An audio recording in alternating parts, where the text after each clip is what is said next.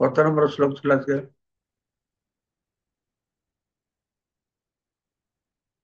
মহারাজ 82 থেকে।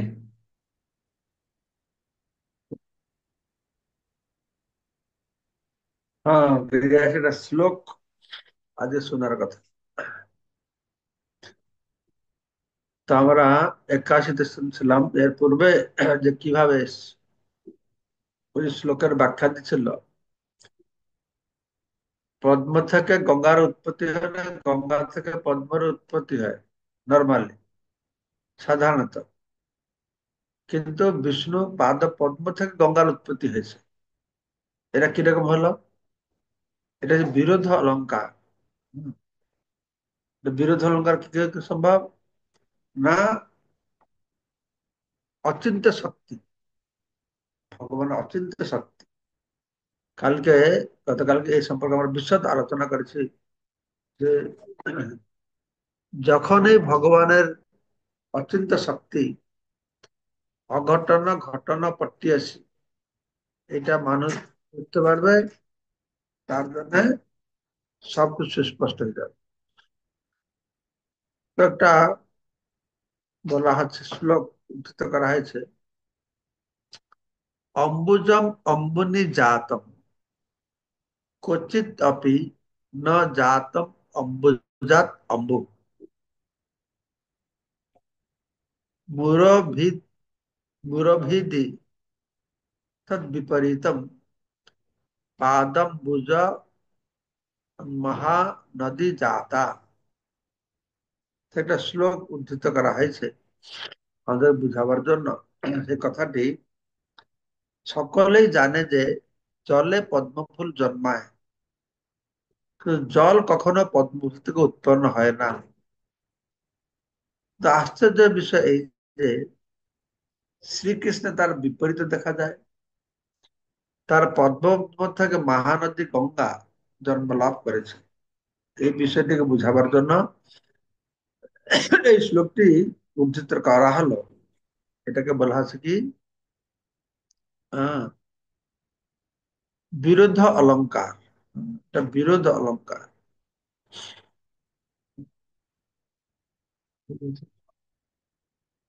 অম্বুজম অম্বুজানি জাতঃ, অম্বুজম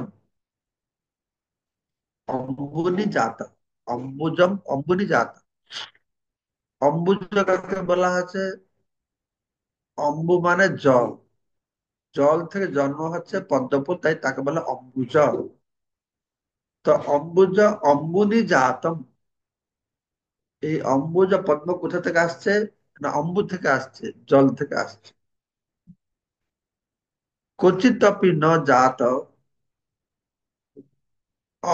जातम अम्बु, जा जातम अम्बुजात अम्बु, अम्बुजात अम्बु। অম্বুজাত মানে, অম্বু মানে জল, জল থেকে জাত যে পদ্ম ফুল, তার থেকে অম্বুজাত অম্বু। পদ্ম ফুল থেকে জল হয় না, জল থেকে পদ্ম ফুল হয়।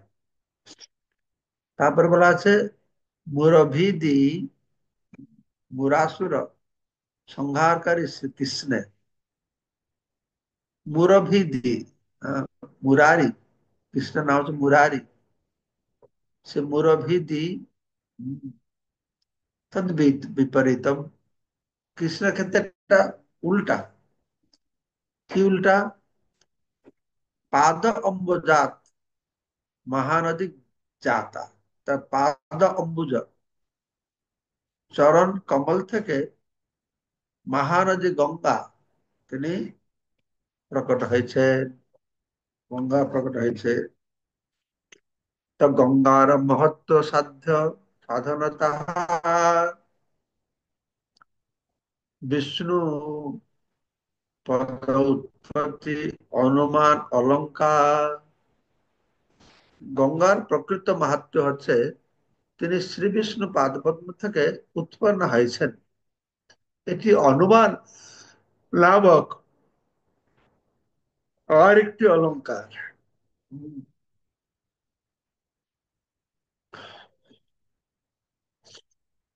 গঙ্গার মাহাত্ম্য হচ্ছে কি ভগবান বিষ্ণুর পাদপদ্ম থেকে এসেছেন। এটি অনুমান নামক আরেকটি অলংকার। গঙ্গার মহত্ব মহিমা কি? সাধ্য,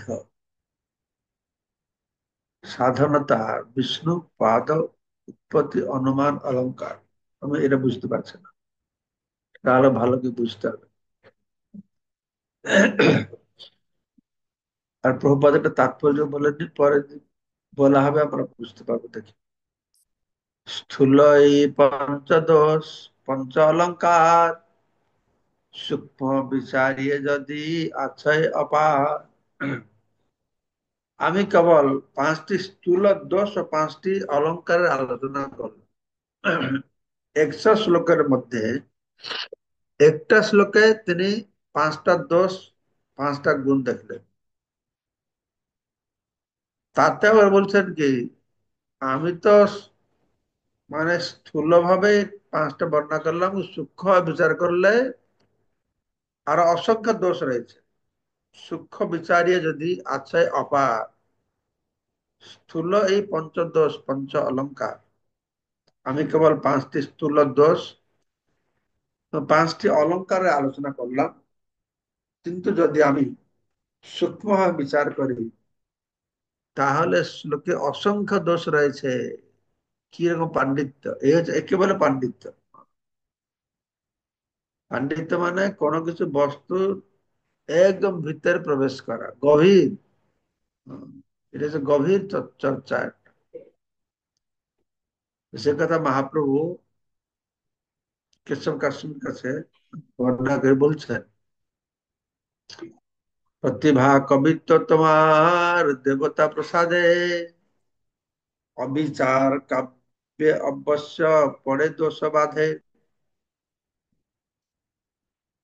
তো মহাপ্রভু বলছেন, আপনার আরাধ্য দেবতা কৃপায় আপনি কবিত্ব প্রতিভা লাভ করেছেন। প্রতিভা কবিত্ব তোমার দেবতা প্রসাদে, তোমার আরাধ্য দেবতার কৃপাতে তুমি কবিত্ব আর প্রতিভা লাভ করেছ। কিন্তু যথাযথভাবে বিচার না করে কবিত্ব করলে তা অবশ্যই সমালোচনার বিষয়।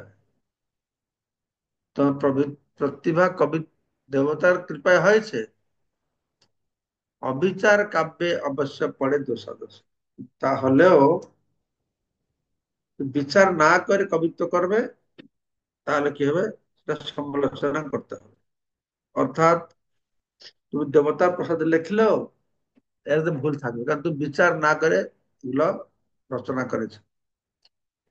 বিচারী কবিত্ব কইলে হয় সুনির্মল, সালঙ্কার হইলে অর্থ করে ঝলমল। যথাযথভাবে বিচার করে কবিত্ব করলে তা অত্যন্ত নির্মল বলে বিবেচনা করা হয়। আর কবিত্ব প্রতিভাটা দেবতার কৃপায় তুমি পেয়েছো, সেটা ঠিক আছে।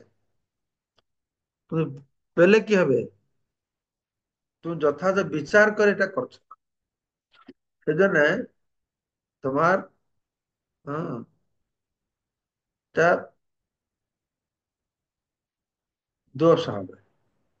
হ্যাঁ, যথা বিচার, যথাযথ বিচার করে যদি কবিত্ব করবে, বিচার কবি বিচারই কবিত্ব করলে হয় সেটা নির্মল হবে, দোষ নাই। তা অনুপ্রাস উপমা আদি অলঙ্কারে বিভূষিত হলে তার অর্থ ঝলমল করবে। যথার্থ বিচার করে যদি কবিত্ব হবে, তাহলে এটা নির্মল হবে। আর তাতে অলংকার অনুপ্রাস আরো ঝলমল করবে। শুনিয়া প্রভুর ব্যাখ্যা দিগ্বিজয় বিস্মৃত, মুখে না নিঃস্বরে বাক্য প্রতিভা স্তম্ভিত, একদম হয়ে গেছে। হ্যাঁ, দিগ্বিজয় পণ্ডিত এসেছিলেন নবদ্বীপে, সে সার্টিফিকেটটা পেলে দিগ্বিজয় হয়ে যাবে। আর নবদ্বীপের ছোট সাইজের পণ্ডিত, হ্যাঁ, তাতেই পরাস্ত হয়ে গেল। কারণ সে ছোট সাইজের পণ্ডিত, সে ভগবান বেদের সর্বের অহম বেদ, সব শাস্ত্র জানে। তার কথা শুনে, চৈতন্য মহাপ্রভু ব্যাখ্যা শুনে দিগ্বিজয় পণ্ডিত বিস্মিত হয়ে গেছে, তার প্রতিভা স্তম্ভিত হয়ে গেছে, তার মুখে কোনো কথা আর বেরোচ্ছে না। মুখে না, নিঃস্বরে বাক্য, নিঃস্বরে বাক্য মানে মুখে কথা বেরোচ্ছে না, প্রতিভা স্তম্ভিত। তার সে প্রতিভা স্তম্ভিত হয়ে ফিউজ হয়ে গেছে একদম। হ্যাঁ, সে আশ্চর্য, হয়, বাপ রে বাপ, এই কি পাণ্ডিত্য।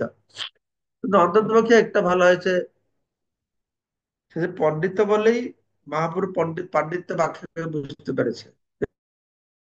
পণ্ডিত না হলে মহাপুরুষ পাণ্ডিত্য ব্যাখ্যাকেও বুঝতে পারতো না। তো পাণ্ডিত্য পণ্ডিত আছে, আর মহাপুরুষ কৃপা পেয়ে বিনয় হয়েছে, অহংকার করে তার ভিতরটা অহংকারী হওয়া সে দেয়, এইটুকু ছেলে আমাকে পরিচয় করে দিল, সেটা মিথ্যা তর্ক করতে পারতো, কিন্তু সেটা করে না। মহাপুরুষ কৃপাতে এটা করে। তো সে চিন্তা করছে, কি ব্যাপার, এত বড় পণ্ডিত, অতটুকু ছেলে, তার মুখ থেকে কথা বেরোচ্ছে না। কহিতে চাহে কিছু, নাই সেও তার, তবে বিচার হয় মানে হইয়া ফাঁপর। ফাঁপর কি বাবা, তিনি কিছু বলতে চাইছিলেন, কহিতে চাহিয়ে কিছু, কিন্তু তার মুখে কোনো উত্তর এলো না। না এসে উত্তর, মুখে কোনো উত্তর আসছে না। তখন তিনি হতবুদ্ধি হয়, ফাঁপর হয়, হতবুদ্ধি হয়, মনে বিচার করতে লাগলেন। পড়ুয়া বালক কইল, মোর বুদ্ধি লোক, জানি সরস্বতী মরে করিয়াছেন কোপ। তো সরস্বতী উপাসনা করে, তার কৃপাতে কত পাণ্ডিত্য অর্জন করেছিল, যে সরস্বতী মা রেগে গেছে। তার কৃপাতে আমি যাকে যা বললাম সব ঠিক হয়ে গেল। আর এর কাছে বললাম, ইয়ে অত হাজার হাজার ভুল বাহির করে, এই পড়াশোনা করে বালক,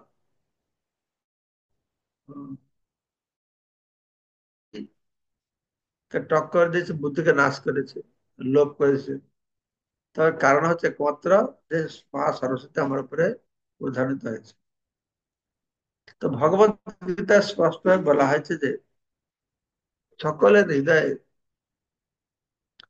বিরাজমান পরমাত্মা থেকে বুদ্ধি আসে। পরমাত্মা পণ্ডিতকে এটি বুঝাবার বুদ্ধি দিয়েছিলেন যে, যেহেতু তিনি তার জ্ঞানের গর্বে অত্যন্ত গর্বিত হয় পরমেশ্বর ভগবানকে পরাস্ত করতে চেয়েছিলেন, তাই ভগবানের ইচ্ছার প্রভাবে সরস্বতীর মাধ্যমে তিনি পরাস্ত হয়েছিলেন। প্রভাত বলছেন, দেখো, তো ভগবান সবার হৃদয়ে অবস্থান করছে, সর্বশ্রেষ্ঠ অহংহৃদয় সন্নিবিষ্ট, আমি সবার হৃদয়ে রয়েছি। ঈশ্বর সর্বভূতানাং হৃদয় দৃষ্টি, অর্জুন ঈশ্বর প্রতিটি জীবের হৃদয়ে বসে আছে। বসে কি করেছেন, মতঃ স্মৃতির জ্ঞান অপহরণ, আমার থেকে স্মরণ বিস্মরণ জ্ঞান আসে। তো পরমাত্মা কি করেছেন, পণ্ডিতকে তার হৃদয়ে অবস্থানকে বুঝিয়ে দিচ্ছে। হ্যাঁ, সে পণ্ডিত তো তার জ্ঞানের গর্বে খুব গর্বিত হয়েছিল, পরমেশ্বর পরমাত্মা ভগবানকে পরাস্ত করতে চাইছিল। তাই ভগবানের ইচ্ছার প্রভাবে সে সরস্বতীর মাধ্যমে পরাস্ত হয়েছে, এটাই ভগবান বুঝিয়ে দিয়েছে। সুতরাং কারোই পক্ষে গর্বিত হওয়া উচিত নয়, এই অহংকারটা ত্যাগ করতে হবে। তিনি যদি অত্যন্ত বড় পণ্ডিত হন, কিন্তু পরমেশ্বর ভগবানের পাদপদ্মে অপরাধ করলে তার পাণ্ডিত্য সত্ত্বেও তিনি ঠিক মতো কথা পর্যন্ত বলতে পারবে না। যত বড় পণ্ডিত হলে কি হবে, যদি ভগবানের কথা না শুনে তাহলে সে পণ্ডিত না। পণ্ডিত কখনো অহংকার করবে না। এই যে ভাষায় যে নমন্তি পণ্ডিত জনা নমন্তি ফলিন বৃক্ষা, পণ্ডিত লোক নম্র হবে। ঠিক যেভଳିଆ, ঠিক যেরকম পণ্ডিত লোক নম্র হবে, ঠিক যেরকম গাছে যদি ফল থাকে সেই গাছটা নিচু হয়, ফলে হারে নিচু হয়ে থাকে। গাছে ফল না থাকলে ডাল সকাল উপরেই থাকবে। হ্যাঁ, ঠিক সে পণ্ডিত নমন্তি পণ্ডিত জন মুনিন জন নমন্তি ফলিন ফলন বৃক্ষা। হ্যাঁ, তো কিন্তু পণ্ডিত হয় ভগবান চরণ অপরাধ করছে, সে তাকে কি ভগবান বুদ্ধি দেবে? ভগবান তাকে বুদ্ধি দেবে না। ভগবান কাকে দেবে? দদামে বুদ্ধি যোগম, আমি বুদ্ধি দেবো।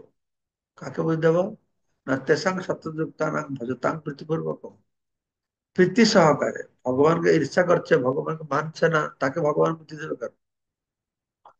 তো আমরা সর্বতভাবে ভগবানের দ্বারা নিয়ন্ত্রিত।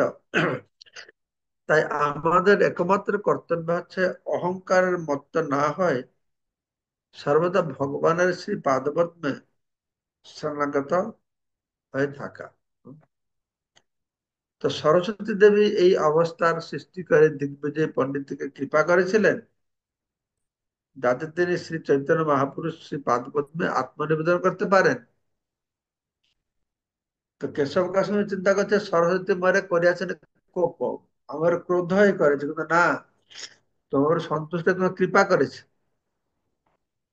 কৃপা করেছে বলে তুমি ভগবান কাছে পরাস্ত হয়েছে, পাণ্ডিত্য অহংকার নষ্ট হয়েছে।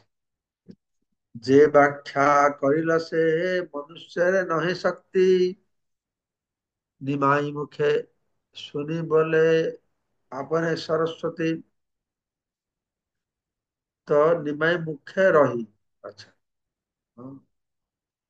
এই বালকটি যে অর্থ ব্যাখ্যা করলো তা কোনো মানুষের পক্ষে সম্ভব নয়, তাই মা সরস্বতী নিশ্চয়ই বালকটির মুখ দিয়ে কথা বলেছে।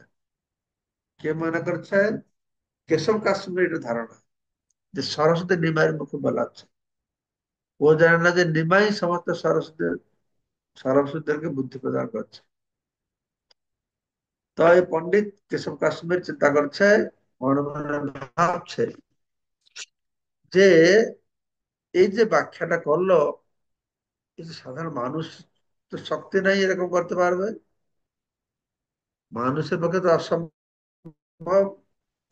তাই মা সরস্বতীর সেই বালকটির মুখে মনে করছে এই জুহাতে মা সরস্বতী বাস করছেন। নিমায়ের মুখেরাই বলে আপনে সরস্বতী। হ্যাঁ, সরস্বতী বলছে, এতে ভাবি কহে শুনো নিমাই পণ্ডিত, তব ব্যাখ্যা শুনি আমি হইলাম বিস্মিত। এইভাবে ভেবে কেশব কাশী বলছেন, নিমাই পণ্ডিত দয়া করে আমার কথা শোনো, তোমার ব্যাখ্যা শুনে এই জলে ভিজিয়ে রাখো, না বলছে শক্ত হয়ে যাবে। তোমার ব্যাখ্যা শুনে আমি বিস্ময়ে হতবাক হয়েছি। অলঙ্কার নাহি পড়ো, নাহি শাস্ত্রাভাস, অলঙ্কার নাহি পড়ো নাহি শাস্ত্র অভ্যাস, কেমনে সব অর্থ করিলে প্রকাশ। তুমি তো অলঙ্কার শাস্ত্র পড়ো না, তুমি তো ব্যাকরণ, প্রাথমিক ব্যাকরণ পড়া, তুমি তো অলঙ্কার শাস্ত্র পড়ো না, শাস্ত্র অধ্যয়নে তোমার তোমার অভিজ্ঞতা নেই, নাই শাস্ত্র অভ্যাস। কিন্তু তা সত্ত্বেও তুমি যে কিভাবে এই সমস্ত অর্থ প্রকাশ করলে তা ভেবে আমি বিস্মিত হচ্ছি। কেমন এসব অর্থ করিলা প্রকাশ, এটা বলছি। ইহা শুনি মহাপ্রভু অতি বড় রঙ্গী, ତାହାର ହୃଦୟ ଜାଣି କହେ କରି ଭଙ୍ଗୀ। বেদ শুনে এবং পণ্ডিতের হৃদয় ভাব জেনে চৈতন্য মহাপ্রভু রঙ্গ করে উত্তর দিলেন, শাস্ত্রের বিচার ভালো মন্দ নাহি জানি, সরস্বতী যে বলায় সেই বলি বাণী। মহাপ্রভু বলছেন, কোন বিচার ভালো কি মন্দ এগুলো আমি বুঝি না, তা স্থির করার ক্ষমতা আমার নেই। সরস্বতী আমাকে যে দিয়ে যা বলেছেন আমি এটা বলছি। কিন্তু সরস্বতী ক্রেডিট দিয়ে দিলেন মহাপ্রভু। ইহা শুনি দিগ্বিজয়ী করিল নিশ্চয়, শিশুদ্ধারে দেবী মরে কইল পরাজয়। তখন দিগ্বিজয় পণ্ডিত মনে করছেন, আসলে এই নিমাই আমাকে পরাস্ত করে না, আমার আরাধ্যা সরস্বতী দেবীকে আমি পরাস্ত করেছে। হ্যাঁ, শিশুদ্ধারে এই ছোট্ট নিমাই, তার দ্বারা দেবী সরস্বতী আমাকে পরাস্ত করেছে। আজ তারে নিবেদিব করি জপ ধ্যান, শিশুদ্ধারে কইল মোরে এ তো অপমান। দিগ্বিজয় তখন স্থির করছে যে প্রার্থনা নিবেদন করার মাধ্যমে এবং ধ্যান করার মাধ্যমে আজ তার নিবেদিত করি জপ ধ্যান, জপ ধ্যানের মাধ্যমে সরস্বতীকে আমি জিজ্ঞাসা করব, "এরা আমাকে কষ্ট করে এইভাবে অপমান করলো, শিশুর দ্বারা কইল মোরে এত অপমান, এই শিশুর মাধ্যমে আমাকে কতটা অপমানিত করেছ। বস্তুত সরস্বতী অশুদ্ধ শ্লোক করাইল, বিচার সময় তার বুদ্ধি আছে। বস্তুত সরস্বতী অশুদ্ধ শ্লোক করাইল, বিচার সময় তার বুদ্ধি আছে দিল। প্রকৃতপক্ষে সরস্বতী দেবী সে দিগ্বিজয় পণ্ডিতকে নিয়ে শ্লোকটি অশুদ্ধ ভাবে রচনা করেছেন। বস্তুত সরস্বতী অশুদ্ধ শ্লোক করাইল, অধিকন্ত সেই শ্লোকের দোষ গুণের বিচার করার সময় তিনি তার বুদ্ধি আচ্ছাদিত করেছিলেন এবং তার ফলে মহাপ্রভু তাকে পরাস্ত করেছিলেন। আসলে কি হচ্ছে না, সরস্বতী এখানে অশুদ্ধ ভাবে রচনা করেছে, কিন্তু শুদ্ধ অশুদ্ধটা বুঝার ক্ষমতা তাকে হরণ করে নিয়েছে, তার ফলে মহাপ্রভুর কাছে পরাস্ত হয়ে গেছে। তবে শিষ্যগণ সব হাসিতে লাগিল, তা সবার নিষেধি প্রভু হম কবিরে কহিল। মহাপ্রভুর ব্যাখ্যা শুনে তার শিষ্যর ছাত্ররা ছিল, তো তারা হাসতে লাগলো। দিগ্বিজয় পণ্ডিত পরাস্ত হয়ে গেল, মহাপুরুষ সঙ্গে শিষ্যরা ছিল তারা হাসতে লাগলো। মহাপুর কি করলো, তার সবার নিষেধ, সবাইকে নিষেধ করলো, এরকম করা ঠিক নয়। হ্যাঁ, নিষেধ করে চৈতন্য মহাপ্রভু কবি কেশব কাশ্মীরকে বলছেন, তুমি বড় পণ্ডিত মহাকবি শিরোমণি, যার মুখে বাহিরায় এইছে বাক্য বাণী। আপনি হচ্ছেন সবচাইতে বিদগ্ধ পণ্ডিত, তুমি বড় পণ্ডিত, বিদগ্ধ পণ্ডিত, মহাকবি শিরোমণি, কবিদের মধ্যে সমস্ত কবির মধ্যে মহাকবি শিরোমণি। তা না হলে আপনার মুখ দিয়ে এরকম সুন্দর কাব্য বের হয় কি করে? যার মুখে বাহিরায় ইচ্ছে বাক্য বাণী, অর্থাৎ যার মুখে এই সমস্ত বাক্য কাব্যবাণী, হ্যাঁ, কাব্য নিঃসৃত হচ্ছে, সে অবশ্যই পণ্ডিত হবে, মহাকবি হবে, কবি শিরোমণি। তোমার কবিত্ব যেন গঙ্গা জলধার, তোমার সম কবি কথা কোথা নাহি দেখি আর। তোমার কবিত্ব হচ্ছে গঙ্গার জলধার মতন, এরকম কবিত্ব আমি অনেক কোথায় দেখি না। তো আজকে এই একশো শ্লোক হয়ে গেল, কালকে একশো এক শ্লোক থেকে আমরা পাঠ করে সকল করব। এইখানে রহিল গ্রন্থ অমৃত লহরী, মদন বলিয়া সবে বল হরি হরি। হরি বলুন মঙ্গলময় প্রভু কি বলছে। हरे कृष्ण महाराज, शिष्ण दंडवत प्रणाम। মহারাজ, সকলের হৃদয়ে বিরাজমান পরমাত্মা থেকে বুদ্ধি আসে। তো মহারাজ, দদামি বুদ্ধি যোগম তম, তাহলে এটা মহারাজ কে দিচ্ছেন মহারাজ? ভগবান দিচ্ছেন। তিনি আচ্ছা। জ্ঞান দিচ্ছেন, তিনি বুদ্ধি দিচ্ছেন, দুটোই ভগবান দিচ্ছেন। মাথা তো এটা স্মৃতির জ্ঞান অপহরণ চ। আমার কাছ থেকে সবকিছু জ্ঞান মরণ বিস্মরণ আছে। যাতে আমি বুদ্ধি জগৎ, মানে আমি বুদ্ধি দেব, তো দুটোই ভগবান থেকে আসে। তাহলে এটা স্বয়ং ভগবান থেকে আসছে এটা? আহ, ভগবান পরমাত্মা রূপে আমাদের হৃদয়ে বসে আছেন, পরমাত্মা বসে এগুলো সব করাচ্ছেন। তো যে ভগবানকে, মহারাজ, যে ভগবানের কাছে আত্মসমর্পণ করবে তাকে একরকম বুদ্ধি জ্ঞান দেবে, যে ভগবান করবে না তাকে অন্য রকমের বুদ্ধি জ্ঞান দেবে, এরকম করে। যে উম, যথামাং প্রপদ্যন্তে তাং তথ্যেও ভজামি হোক, আমাকে যেভাবে প্রপত্তি করবে সেরকম পাবে, বুদ্ধি জ্ঞান পাবে।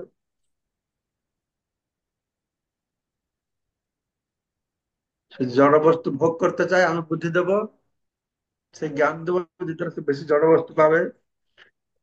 সে আমাকে পেতে চায়, আমি তাকে সেরকম বুদ্ধি জ্ঞান দেবো। মহারাজ, যখন গীতার উপর ক্লাস করছিলাম তখন মনে পড়ছে আপনি বলেছিলেন যে দদামি বুদ্ধি যোগম তম, এই বুদ্ধি যোগ মানে ভক্তি যোগ। আমি তাকে ভক্তি যোগ প্রদান করি যিনি তেসাম সতত যুক্তানাম, যিনি সতত আমার সঙ্গে যুক্ত হয়েছেন, এরকম মহারাজ বলেছিলেন। এটাও ঠিক। বুদ্ধি যোগ মানে ভক্তি যোগ, বুদ্ধি যোগ মানে নিষ্কাম কর্ম, বুদ্ধি যোগ মানে ভক্তি, সেটা ঠিক। এটা ভুল না, সেটা ঠিক। বুদ্ধি যোগ। হরে কৃষ্ণ মহারাজ, প্রণাম দণ্ডবাদ। ঠিক আছে, সবাইকে অসংখ্য ধন্যবাদ আজকের আলোচনা করবার জন্য। আবার সুলাল মুহুরী কি বলছেন বলো। হ্যাঁ, হরে কৃষ্ণ মহারাজ। সুলাল মুহুরী। হরে কৃষ্ণ মহারাজ, আপনার শ্রী চরণে দণ্ডবোধ জানিয়ে আমার যেটা জানার বিষয়, আজকে এই যে ভগবান এখানে আমাদের যে কাশ্মীরি পণ্ডিতের পরাজয়ের পরও ওনাকে যে উম, যে স্বীকৃতি দিল, এইটার থেকে আমাদের জীবনে কি শিক্ষণীয় মহারাজ? আমাদের জীবনে প্রথম শিক্ষণীয় হচ্ছে ভগবান শিখালেন, বহু জিনিস শিখবার আছে। একটা তো হচ্ছে আমাদের শিখতে হবে যা কিছু বুদ্ধি জ্ঞান ভগবানের, এটা আজ যেন আমার গর্বিত হওয়া উচিত নয়, অহংকার করা উচিত নয়। আর শিক্ষা দিলেন মহাপ্রভু, বললেন এই কেশব কাশ্মীর এসেছিল তর্ক পরাস্ত করতে, মহাপ্রভু কি করতে পারতেন না, সব পণ্ডিতের ডেকে তাদের মাঝে বসিয়ে একে পরাস্ত করে অপদস্থ করাতে পারতেন, কিন্তু মহাপ্রভু সেটা করলেন না। তিনি গঙ্গা তীরে বসে আছেন, কোনো পণ্ডিত সভা টভা না করে ওর সঙ্গে আলোচনা করেছেন, ওকে অপদস্থ করাতে চায় না। আর যখন ব্যাখ্যা করতে গিয়েছেন, ওকে ভুল ভুল প্রমাণিত করেছেন, ও শিষ্যরা হাসাহাসি করলে ওদেরকে বারণ করেছেন, না এরকম তোমরা করবে না। তো আমাদের সবসময় আনন্দ পাই কাউকে বোকা বলে, বোকা বানালে বা অপদস্থ করলে, সেটা যেন আমরা না করি। ঠিক আছে। অসংখ্য ধন্যবাদ গুরু মহারাজ। ঠিক আছে তাহলে, সবাই ধন্যবাদ। বাঞ্ছা কল্পতরুভ্যশ্চ কৃপা সিন্ধু কৃপা সিন্ধুভ্যেব চ वैवच पतितानां पावनेभ्यो वैष्णवेभ्यो नमो नमः। सिद्धे कीर्तन पावन पुरुषोत्तम स्वामी महाराज जी की जय। नमः समस्त कोटि वैष्णव हैप्पी न्यू ईयर। नमः